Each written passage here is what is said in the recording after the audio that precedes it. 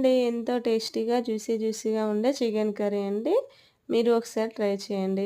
దీనికోసం అయితే ముందుగా చికెన్‌ని కడిగి పక్కన ఉంచుకోవాలి. ఆ తర్వాత స్టవ్ వెలిగించి కడాయి పెట్టి ఆయిల్ పోసుకొని ఆయిల్ వేడెక్కాక హోల్ గరం మసాలా వేసుకొని పచ్చిమిర్చి, ఉల్లిపాయ, ఉప్పు వేసుకొని ఫ్రై చేసుకోవాలండి. ఇప్పుడు అందులో ఒక స్పూన్ అల్లం వెల్లుల్లి పేస్టు, పసుపు వేసుకొని పచ్చివాసన పోయేంత వరకి ఫ్రై చేసుకొని కడిగి పెట్టుకున్న చికెన్‌ని వేసి లో టు మీడియం ఫ్లేమ్‌లో 10, 15 నిమిషాలు ఉడికించుకోవాలండి. చికెన్ ఉడికాక టేస్ట్‌కి సరిపడా కారము, ఉప్పు వేసుకొని మరో 2 నిమిషాలు మూత పెట్టేసుకొని ఉడికించుకోవాలండి.